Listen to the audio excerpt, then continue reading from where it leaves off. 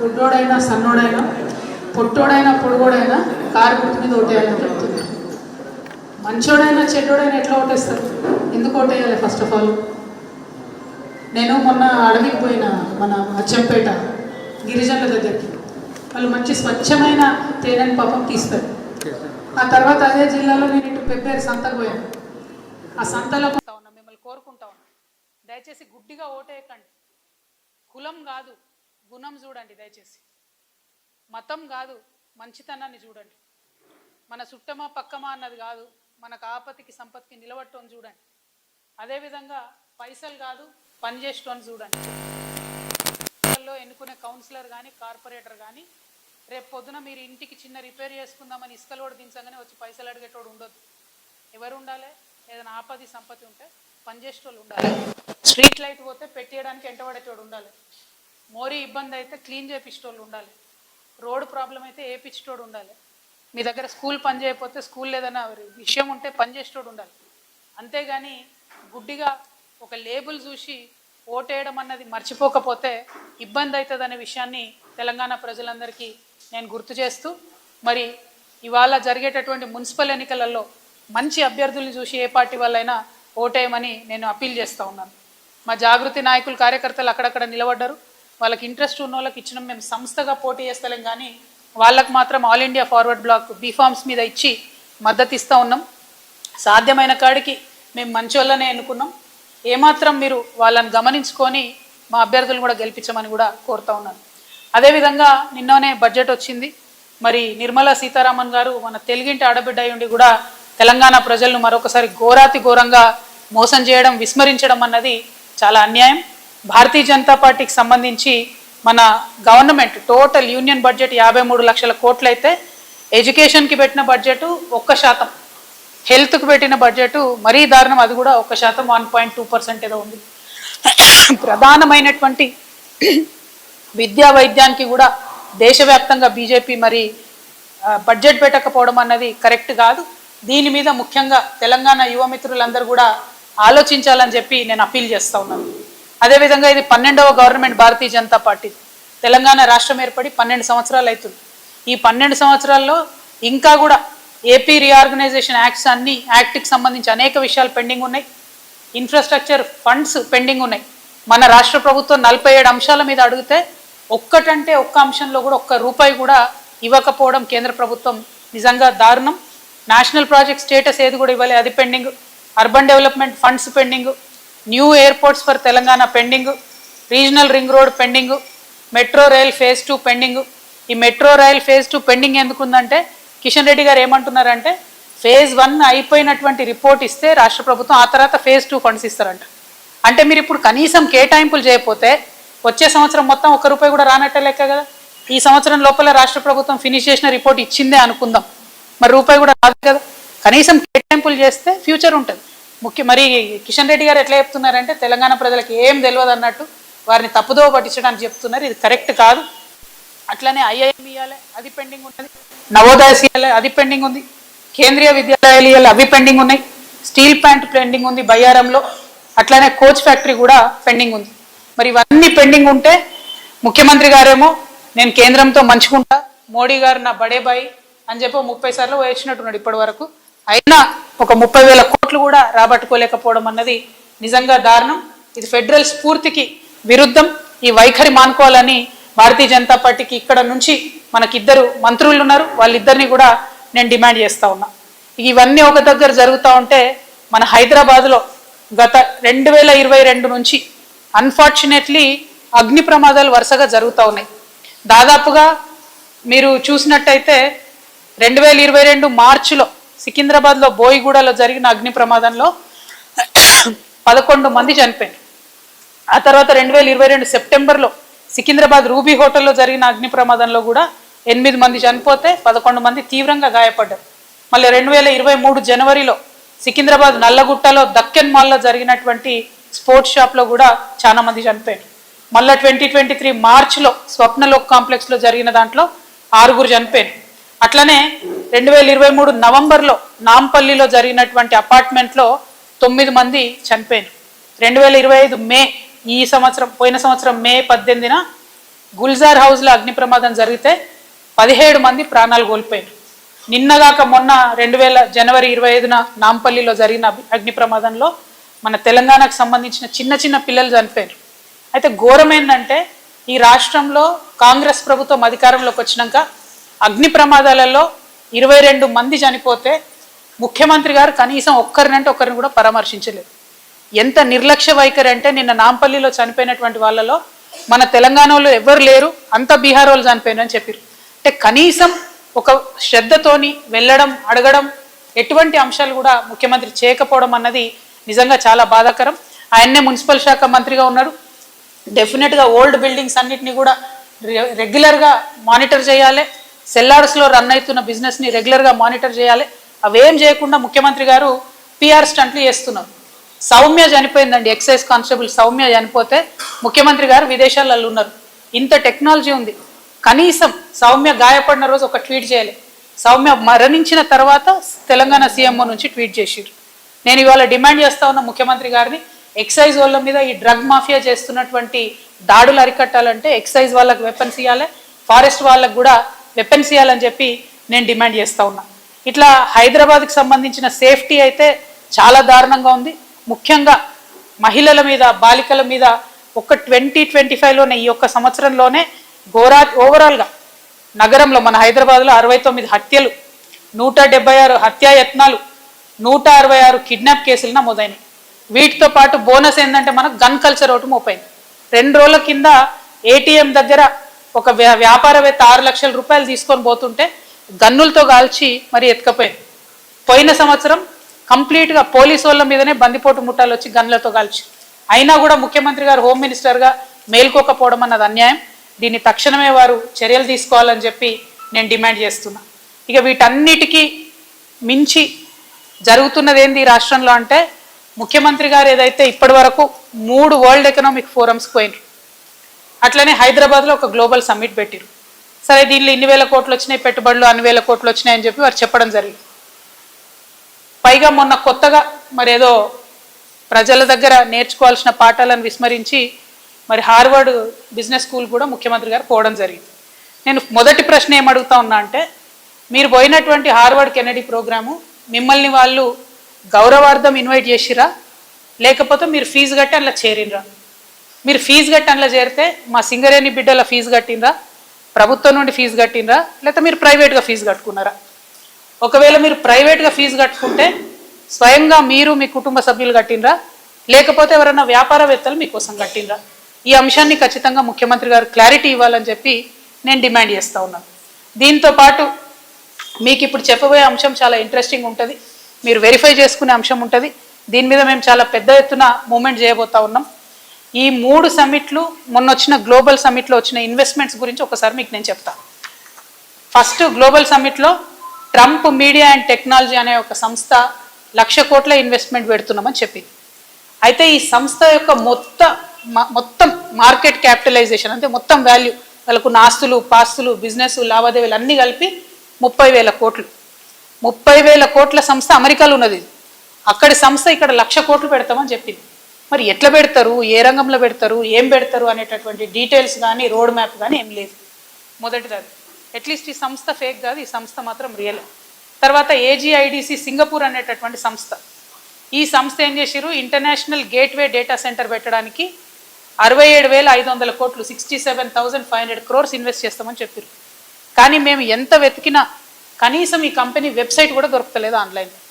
AGIDC Singapore అనే సంస్థ, ఎక్కడ రికార్డ్ లేదు, సింగపూర్లో లేదు, ఎక్కడ లేదు, రిజిస్ట్రేషన్ లేదు. కానీ మన దగ్గరకు వచ్చి మొన్న గ్లోబల్ సమ్మిట్లో 67,500 కోట్లు ఇన్వెస్ట్ చేస్తామని చెప్పడం జరిగింది. ఆ తర్వాత ఇంకోటి ఇన్ఫ్రాకి డేటా సెంటర్ పార్క్స్ అని 70,000 కోట్ల MOU చేసుకున్నారు. వీళ్ళు ఎంత ఘోరం అంటే, వీళ్ళు MOU చేసుకున్న కంపెనీ మొన్న 2025లో గ్లోబల్ సమ్మిట్లో MOU చేసుకున్న కంపెనీ, ఈ కంపెనీని పెట్టిందే ఈ సంవత్సరం మే 2025 పెట్టిరు. అంతకుముందు ఇదే కంపెనీ ఏం చేసింది, అమెరికాలో పోయిన సంవత్సరంలో అక్కడ ఒక కంపెనీ రిజిస్టర్ చేసి అక్కడ గవర్నమెంట్ కూడా 90,000 కోట్లు MOU చేసుకుంది. ఆ తర్వాత బ్రెజిల్కి పోయినరు వీళ్ళు, అక్కడికి పోయి కూడా 70,000 కోట్లు MOU చేసుకుంది. అంటే నాకు అర్థమవుతున్నది ఏంటంటే ఇది ఒక ఫేక్ కంపెనీ. ఎక్కడ ఇన్వెస్ట్మెంట్ కంపెనీలు సమ్మిట్ జరిగితే అక్కడికి పోయి 90,000, 70,000, 80,000 అని చేసుకుంటా తిరుగుతుండాలి. అయితే ఫేక్ కంపెనీ అయి ఉండాలి, లేకపోతే ఇప్పుడు 70,000 కోట్లు తెలంగాణ ప్రభుత్వంతో ఉన్న ఎంఓఈ చూపించి బ్యాంకులనన్నా మభ్యపెట్టే సంస్థ అయి ఉండాలి. ఇది ఏం సంస్థ, దీన్ని మీరు ఎట్లా నమ్మిండ్రు, ఎందుకు ఎంఓఈ చేసుకున్నారు, ప్రజలకు స్పష్టత ఇవ్వాలని చెప్పి నేను కాంగ్రెస్ ప్రభుత్వాన్ని కోరుతున్నాను. ఆ తర్వాత బ్రూక్ఫీల్డ్ యాక్సిస్ వెంచర్ అనేటటువంటిది ఉన్నది, ఇది రియల్ సంస్థనే. వీళ్ళు కూడా 75,000 కోట్లు అన్నారు, కానీ దీని మీద ఏం కూడా ముందడుగు పడ్డటువంటి పరిస్థితి లేదు. తర్వాత ఇదే బ్రూక్ఫీల్డ్ యాక్సిస్ సంస్థ, దానికి సంబంధించి సిస్టర్ కన్సర్న్ ఎవ్రీన్ యాక్సిస్ అనే ఎనర్జీ 31,500 కోట్లకు ఎంఓఈ చేసారు. అంటే ఒకటే సంస్థ 2 డిఫరెంట్ పేర్లతో 1,00,000 కోట్లు ఎంఓఈ చేసారు. మళ్ళీ సేమ్ ఇంతకు ముందు లాగానే వాళ్ళ టోటల్ మార్కెట్ వాల్యూ కన్నా చాలా ఎక్కువ చేసారు. ఎట్లా చేస్తారన్న దాని మీద క్లారిటీ లేదు.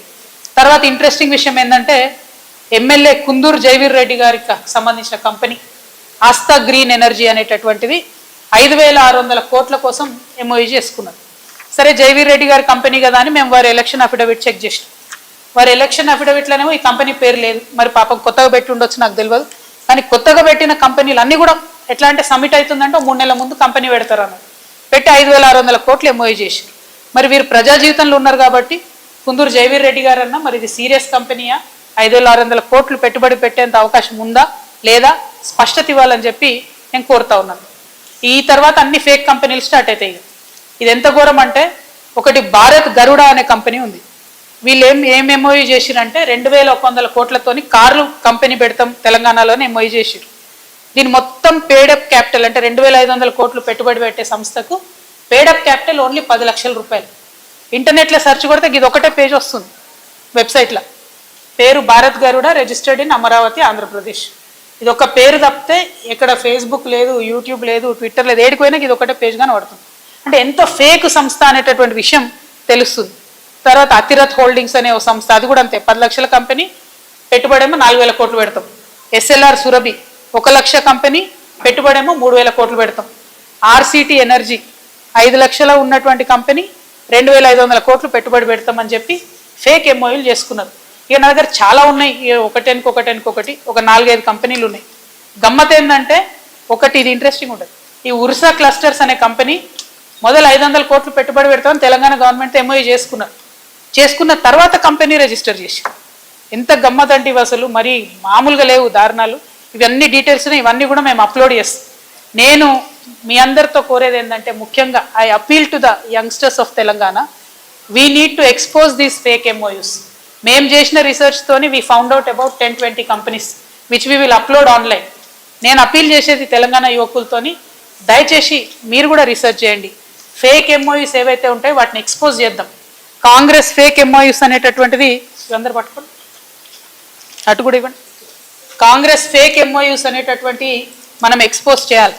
ఎందుకంటే ఒక పక్క ప్రజలు సఫర్ అవుతుంటే, అగ్ని ప్రమాదాల్లో చచ్చిపోతుంటే, ఎక్సైజ్ వాళ్ళ మీద దాడులు జరుగుతుంటే విదేశాల్లో ఉన్న ముఖ్యమంత్రి గారు స్పందించారు. ఇంకొక పక్క 3 ఏళ్లలో 30 సార్లు విదేశాలు తిరిగి గ్లోబల్ సమ్మిట్లు 3 పెట్టి, తెలంగాణలో గ్లోబల్ సమ్మిట్ పెట్టి పెట్టుబడులు వచ్చేస్తున్నాయి, ఉద్యోగాలు వచ్చేస్తున్నాయని మోసం చేస్తున్నారు.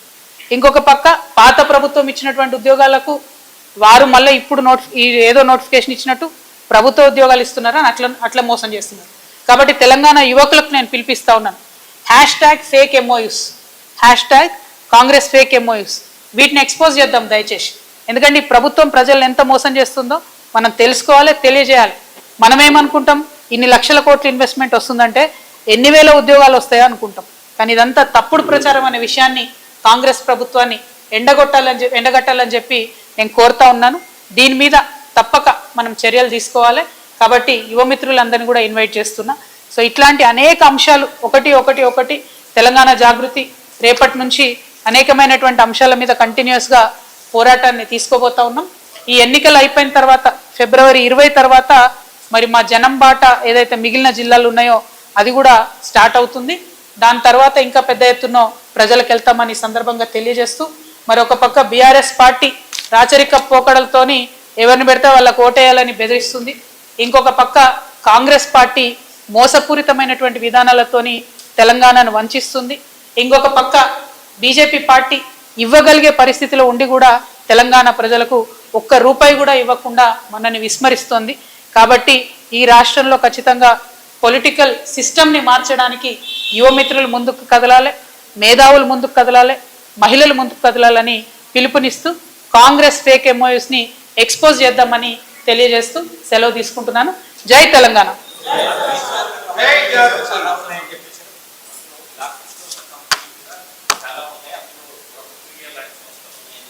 బ్లాక్ లిస్ట్ కాదు అసలు ఎక్కడ వాటి మీద ఏం దొరుకుతలేదు. గోస్ట్ కంపెనీస్, ఒక వెబ్సైట్ దొరుకుతలేదు, ఒక బ్లాక్ లిస్టెడో కాదో నాకు తెలియదు. కానీ నేను ఏవైతే మేము రీసెర్చ్ చేసి పట్టుకున్న 20 కంపెనీలు ఉన్నాయో ఆ డేటా అంతా ఇప్పుడు నా ట్విట్టర్లో అన్ని చోట్ల పెడతాము. ప్రభుత్వం జవాబు ఇవ్వాలి, ఏమవుతుంది, ఇది ఎందుకు ఇంత ఫేక్ చేస్తున్నారు. ఒకవేళ ఇన్వెస్ట్మెంట్ వస్తే వచ్చినది ఎక్కడ కంపెనీ ప్రారంభమైంది, ఆ సంస్థ ద్వారా ఎన్ని ఉద్యోగాలు ఇచ్చారు అది కూడా చెప్పండి. ఏదైనా స్టార్ట్ అయి ఉంటే. నాకు తెలిసి అయితే పోయినసారి బీఆర్ఎస్ గవర్నమెంట్లో జరిగినటువంటి 1-2 ఎంఓయూస్కి సంబంధించి ఆ కంపెనీస్ని స్టార్ట్ చేసిరు తప్పితే కొత్తగా వచ్చి ఈ గవర్నమెంట్లో వచ్చిన ఏ ఒక్క కంపెనీ కూడా ఒకటి కూడా ప్రారంభమైనట్టు నా దృష్టిలో లేదు. అయి ఉంటే సంతోషం, ఎందుకంటే తెలంగాణ యువకులకే ఉద్యోగం వస్తాయి. కాబట్టి ఈ ఫేక్ ర్యాకెట్ని ఎక్స్పోజ్ చేయాలనేటటువంటి ఉద్దేశంతోనే ఈ యొక్క ఆలోచన చేస్తా ఉన్నాం. అంటే విచారణ జరుగుతుంది కదా. The investigation is going on. Let it go. The investigation should happen in a more transparent way. And anyway, Honorable KCR Garu was the Chief Minister for last 10 years. So they might have called him. And he will answer for it, whatever they have called. So I have nothing to do with it. I am like you, waiting for the result. I am hoping that this entire phone tapping thing will be concluded somewhere or the other, instead of just dragging it.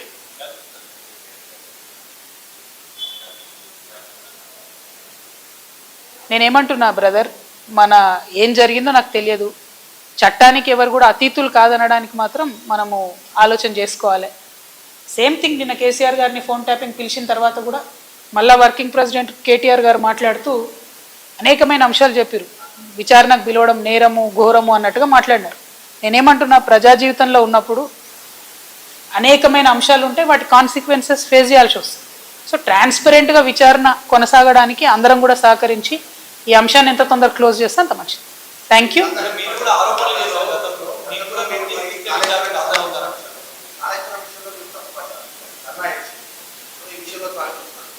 నేనేం తప్పు పట్టట్లే. నేనేమంటున్నా, వారు మాట్లాడిన మాటలు చూడండి. ఎట్లా అయితే మంచోడైనా చెడ్డోడైనా మేము చెప్పిన వాళ్ళకే ఓటేయాలన్నారో అసలు మమ్మల్ని విచారణకే పిలవద్దు అన్నట్టు మాట్లాడుతుంది.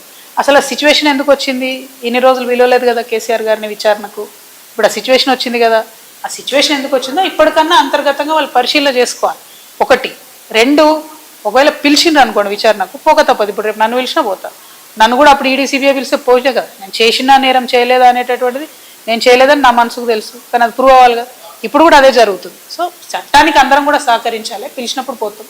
కాకపోతే ఆ యొక్క ఆలోచన విధానం ఏదైతున్నదో అందులో మార్పు రానంత కాలం బీఆర్ఎస్ పార్టీని మాత్రం ఎవడు కూడా బాగు చేయలేదు.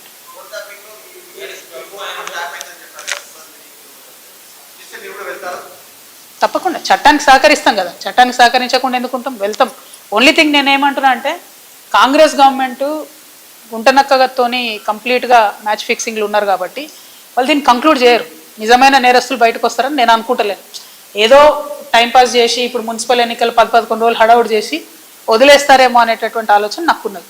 కాబట్టి Congress has to prove if the government is transparent, if they are serious, ఈ ఇన్వెస్టిగేషన్ షుడ్ గో ఫార్వర్డ్. ఏడబోతుంది? 2 ఏళ్ల నుంచి ఎక్కడ వేసిన గొంగలు అక్కడే ఉంది, తిరిగిన దగ్గరే తిరుగుతూ ఉన్నది. సో స్టాండ్ వేసి సైకిల్ దొక్కినట్టు ఉంది పరిస్థితి. అట్లా కాకుండా కంక్లూడ్ కావాలని కోరుతున్నాను నేను.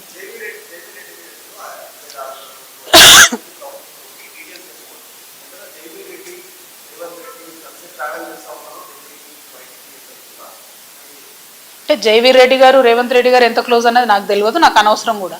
పాయింట్ ఏంటంటే, వారు బాధ్యత కలిగినటువంటి ఎమ్మెల్యేగా ఉన్నారు కాబట్టి వారి కంపెనీ నుండి 5,600 crores ఇన్వెస్ట్మెంట్ ప్లెడ్జ్ చేసిండ్రు ఇలా. సో వేరే కంపెనీలాగా ఇది కూడా ఉట్టిగా టైంపాస్ ప్లెడ్జా, సీరియస్ ప్లెడ్జా వారు చెప్పాలి, ప్రభుత్వం చెప్పాలని నేను అడుగుతున్నాను. మిగతా కంపెనీస్ మేము చెప్పినటువంటి ఇప్పుడు చూపించినటువంటి కొన్ని అయితే వెబ్సైట్ లేని కంపెనీలు కూడా 5,000 కోట్లని ప్లెడ్జ్ చేసారు. 10 లక్షలు పేడప్ క్యాపిటల్ ఉన్న వాళ్ళు కూడా 3,000 కోట్లు అని చెప్పి ప్లెడ్జ్ చేయడం జరిగింది. సో నేను అందుకని అంటున్నాను, అంటే చెప్తే మీకు బోర్ కొడతాను, అన్ని పేర్లు చెప్పాలి, ట్వీట్ చేస్తావి, మీరు డీటెయిల్స్ చూడొచ్చు. మీరు కూడా ఒక్క నిమిషం గూగుల్లో కొడితే మీకే తెలుస్తుంది ఏంది పరిస్థితి అని. Total fake. ఏదో 1-2 రియల్ కంపెనీస్ ఉన్నా కూడా అవేంది అని అంటే అక్కడ మార్కెట్కి అసలు వీడికి ఎట్లా వస్తారు, ఆ స్ట్రీమ్లో ఇంతగానం ఎట్లా ఇన్వెస్ట్ చేస్తారంటే సమాధానం లేదు, రోడ్ మ్యాప్ లేదు. సో వీటి మీద స్పష్టత ఇవ్వాల్సిన బాధ్యత ప్రభుత్వానికి ఉన్నది, ప్రశ్నలు అడిగే బాధ్యత ప్రతిపక్షంగా మాకున్నది. కాబట్టి మేము అడుగుతాం. Thank you. జై తెలంగాణ.